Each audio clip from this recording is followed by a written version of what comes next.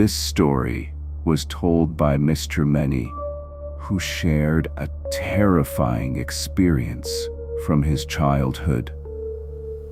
Over 20 years ago, when he was not even 10 years old, Mr. Men, known then by the nickname Many among his American relatives, was sent to Texas in the United States. His family hoped this would help him improve his English and wean him off a serious addiction to video games. At the time, hiking and camping were popular pastimes among teenagers in Texas. One weekend, Many was taken on a trip by his two slightly older cousins, Danny and Tony, both around 12 or 13 years old, and a distant relative named Greg, an 18-year-old college student. Greg took the lead in planning their adventure. To avoid crowded parks around Dallas, they traveled 7 to 8 hours deep into the countryside, arriving at a forest very different from the dense jungles of Thailand.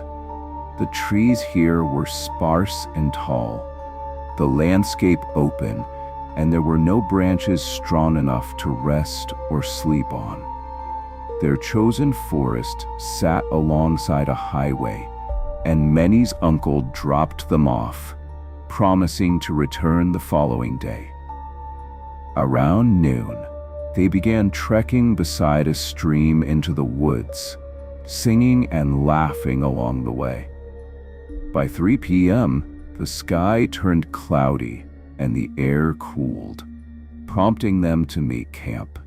They avoided setting up by the stream to keep a safe distance from animals that roamed at night. Instead, they created a trail marker at the water's edge using rocks and leaves, then moved 200 to 300 meters deeper into the forest.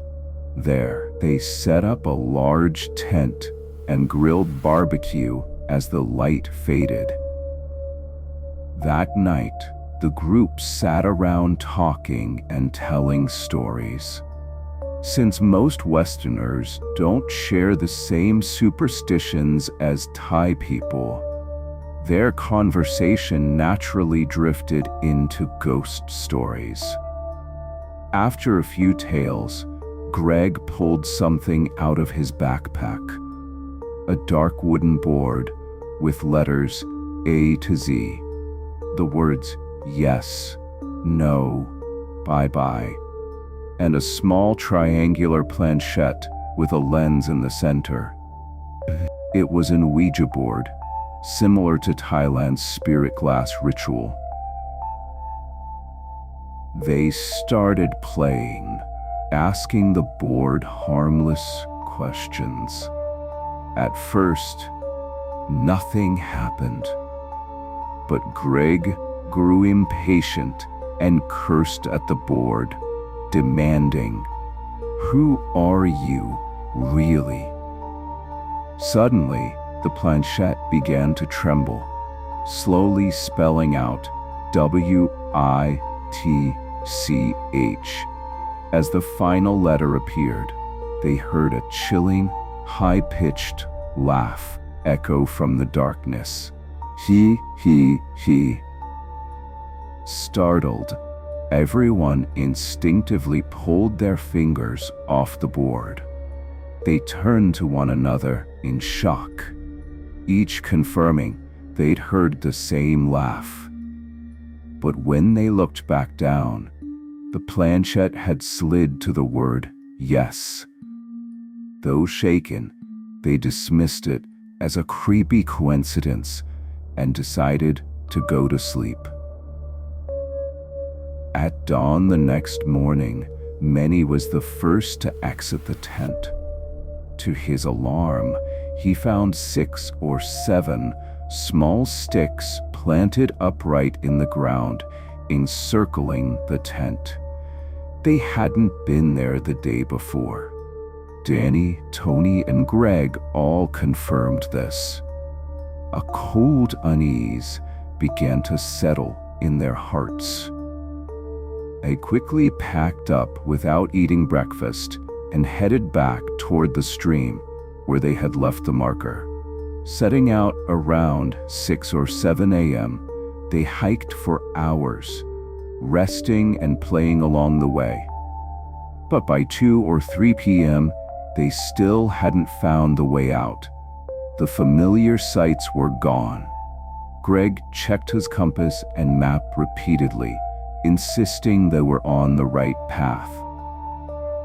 By late afternoon, around 4:30 or 5 p.m., the sun began to set again. Anxiety grew. Had they become lost? Supplies ran low, and though some wanted to keep walking, it was too risky to travel after dark. They decided to camp for a second night. This time, the atmosphere was grim. The kids sat in silence around a dying fire. Greg tried to reassure them that their uncle would eventually report them missing and call the forest police. That night, no one joked or played. They simply tried to sleep. But before they could drift off, the same sinister laugh returned. Greg burst from the tent, flashlight in hand, and ordered the others to stay put. He ran into the woods following the sound. The 3 younger boys waited for over 20 minutes in complete terror. They called out and shone their flashlights into the trees, but Greg never came back. They cried together inside the tent, eventually falling asleep with the flap still open. At sunrise, they awoke to an eerie sight, a human-shaped moisture imprint. Head, torso, arms pressed onto the side of the tent, as if someone had stood against it overnight. Small sticks were planted in the ground again. When Danny dug one up, he found several strands of blonde hair buried beneath. Unable to carry the large tent alone, and with Greg still missing, they stayed put, rationing what little food remained. All day they waited. No one passed by. No Greg. Fear and despair consumed them.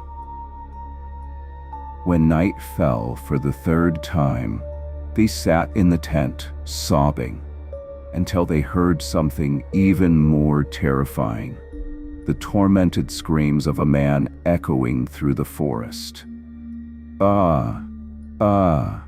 No. They clung to each other in horror, crying until sleep overtook them. Finally, at sunrise, rangers found them. Manny's uncle had contacted the authorities, but only the 3 boys were rescued. Craig was gone. Despite search efforts across the massive forest, an area comparable to a small Thai province, Greg was never found. The marker they had made by the stream had also vanished. To this day, over 20 years later, Craig remains missing. No body, no belongings. His family has never held a proper funeral.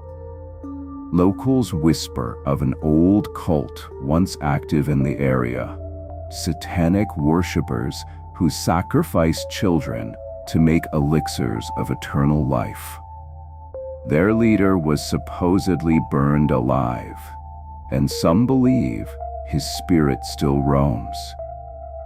Others say remnants of that cult may still inhabit the deeper woods. Texas is larger than Thailand and home to many strange legends and isolated beliefs. Greg's disappearance remains a chilling mystery. What makes this tale even more terrifying is the complete absence of any trace.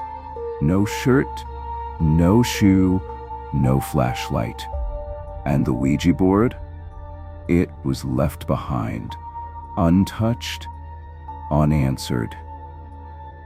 This is a haunting reminder of the dangers that await in the unknown wilderness, and of the games we should never play.